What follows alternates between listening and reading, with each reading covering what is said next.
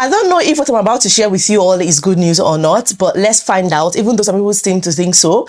The House of Lords just rejected the 10 and 15 years ILR proposal and some other immigration policies. So stay tuned, let's go straight into the details and find out exactly what this is all about.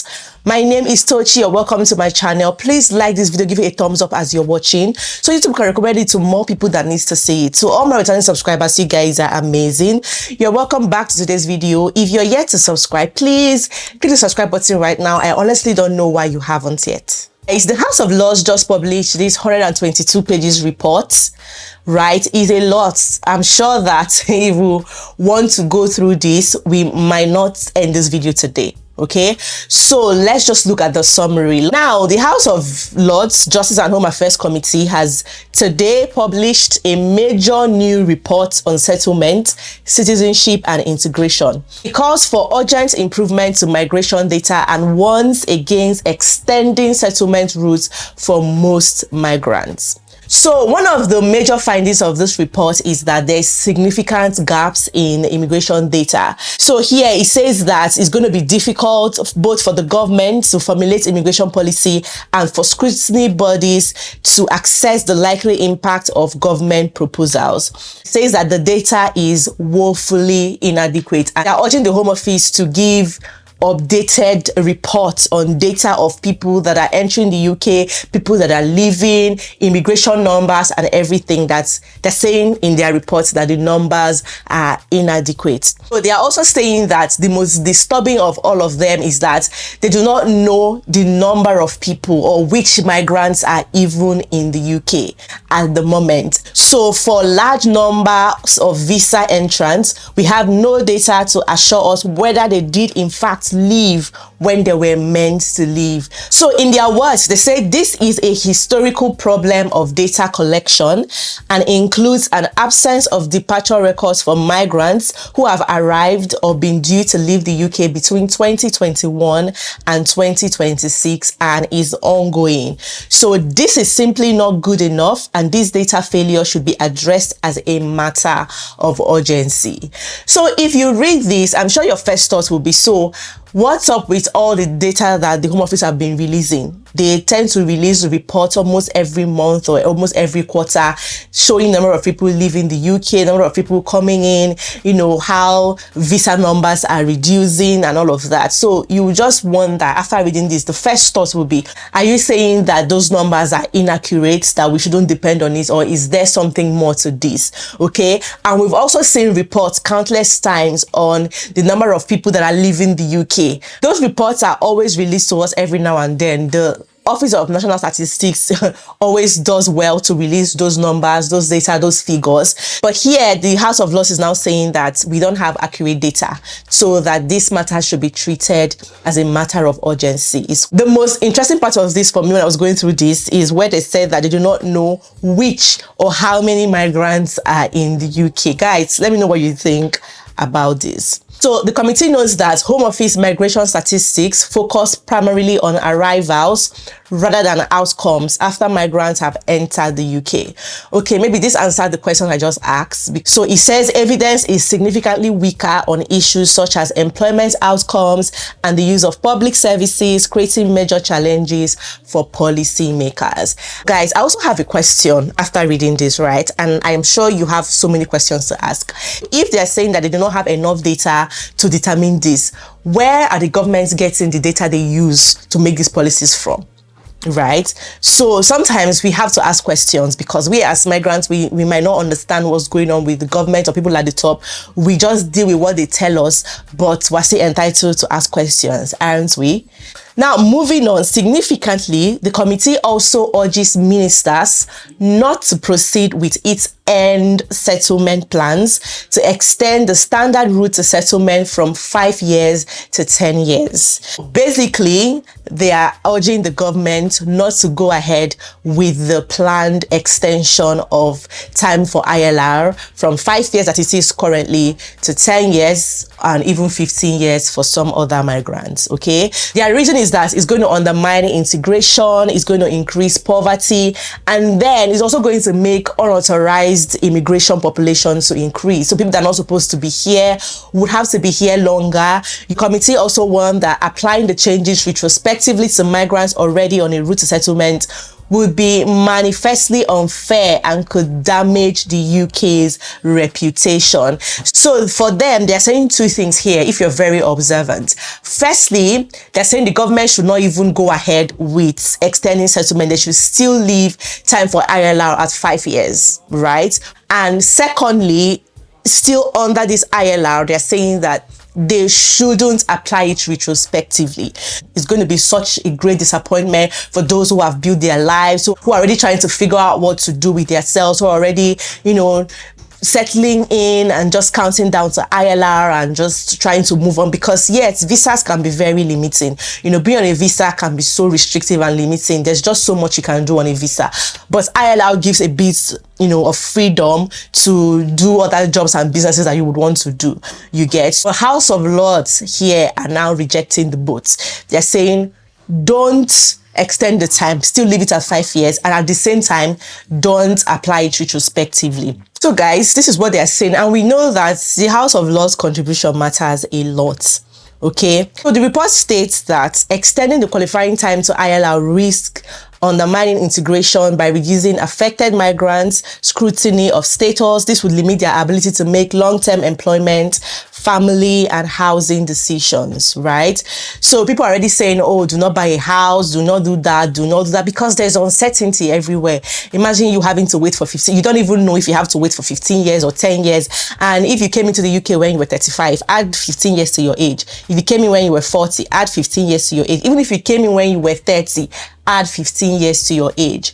Do you get? So there's just a lot of uncertainty around this right now. And if you go, among migrant groups and that you see people just saying, oh, should we go ahead and buy a house or not? Should we go ahead and do this and invest and do businesses? Should we, or should we just wait and know what the outcome will be or what our fate will be? So that's what House of Lords is also saying, that see, a lot of uncertainties around there is going to affect many people, family, employment, housing.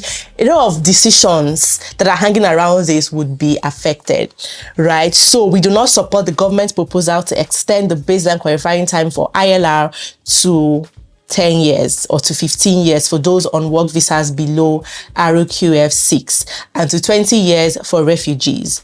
However, the government should instead explore the option of retaining the 5-year baseline qualifying time for indefinite leave to remain while separating indefinite leave to remain from access to public funds. That's what they've also proposed anyway. They've said if you get indefinite leave to remain, you will not be entitled to public funds until you become a British citizen. I would say give us the 5 years ILR and keep the benefits. Whenever you become British citizen and want to access it, that's fine. But honestly, indefinite leave to remain just gives you so much freedom. You can just finally breathe, so it gives a lot of relief. So they've also said that any retrospective change will be manifestly unfair. It will really be unfair for those already in the UK. And yes, that is very true, and maybe unlawful as well, because a lot of people have come here with the hope and mindset of getting ILR after 5 years. Imagine just changing the goalpost while they're already playing the game. It doesn't make any sense, you get? So it might also be unlawful for migrants who have planned their lives around the 5 years route.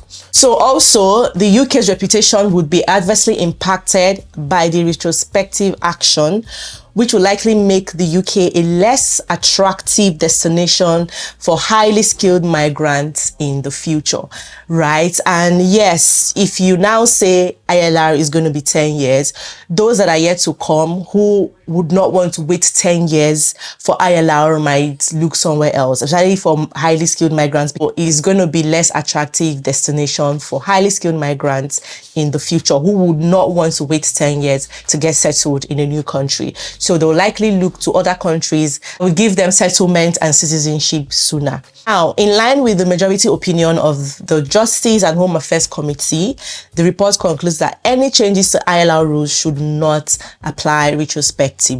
And they also highlighted that repeated visa renewals and associated costs would worsen hardship for some migrants. So imagine renewing visas and paying this amount of money every 5 years or every 3 years. you get, for 15 whole years or for 10 whole years. Doing it for that 5 years is already hard for most migrants. And people go as far as borrowing money, you know, trying to meet up and everything, applying for yourself, your family, paying IHS fees. Guys, IHS fees right now is over £1,000. Do you get? So they even went as far as saying that it's going to even make some individuals to fall out of legal status if they are unable to afford renewal fees, because these fees are expensive. It would worsen hardship. They said it here: immigration application fees, health surcharge, it will increase poverty and all of that, which is very true, especially amongst low income earners, because at the end of the day, there are still people who earn low. Not everybody are high income earners, and that is just how life is. Some people are rich, some people are poor. All fingers are not equal. So they also mentioned that the idea of end settlement is actually sensible. Okay, it's sensible and internationally implemented approach. They don't really have a problem with the end settlement, but on the approach and the details of the government's proposal, which says eligibility for ILR should continue to depend on requirements such as English language proficiency, financial criteria, and the absence of criminal convictions. However, he argues that the proposed system should place greater emphasis on positive contribution rather than simply income levels. Which makes sense, because I think many migrants are contributing positively. The fact that you're not earning enough or you're not earning as high as they want you to does not mean you're not contributing positively, and that's the truth. So he recommends that income thresholds linked to accelerated settlement should be reviewed by the Migration Advisory Committee and based on physical contribution and labor market considerations rather than income tax bands. They also said that for flexibility, migrants holding dependent visas should be able to qualify for settlement in the same time as the main applicant, where household income is sufficiently high and the household represents a significant net positive contribution to public finances. Because in the new proposals, they are saying everybody now stands on their own. Both main applicants applies on their own. When they are qualified, they'll check you based on your contribution, your qualifications and everything. If you meet the requirement, you get ILR. The dependents will also be treated separately, but House of Lords is now recommending that they should consider dependents why they are considering main applicant. They should do it together, just the way that they've been doing it. So the committee recommends a national recruitment drive for immigration case workers, improvement to staff support and retention, and a larger proportion of case workers being employed at higher executive office grade or above. So yeah, they've said their own and made their recommendations, and that they're looking forward to receive the government's response to these conclusions and recommendations in the report. And obviously, once the government responds, trust me to let you guys know. Okay, and finally, before I go, I just want to quickly invite you all to a free webinar that I'm hosting on Sunday the 28th of June at 7 p.m. where I'll be teaching you different side hustles and businesses you can go into as a migrant, safe ones that works. It's very safe and it works, right? Even if you don't know what to do or how to get started, I'll hold your hands and teach you everything you need to know and how to start with just your phone, with zero capital, zero. You don't even need money to start. I'll teach you everything. Since I learned this, it's been working for me, and I also want to teach you, because you guys know me, I don't gatekeep. When I hear information that works, that is helpful, I like to share so that it can work for all of us. Join me. It's a free webinar. Just come with your pen and paper. Come and learn. You want to start, you've been craving, you want to start buying and selling, you want to start content creation, making AI videos, you just don't know what to do. You want to even start China importation. You don't know how to go about it, where to start. Don't worry, you got me. I've learned it and I'm going to teach you. So join me on Sunday, 28th of June, 7 p.m. I can't wait to see you all there. I'm going to leave the link to join my WhatsApp group in the description box, where I'll be sharing all the other details. So guys, that's it. Thank you all so much for watching. I'll see you in my next video. Bye-bye.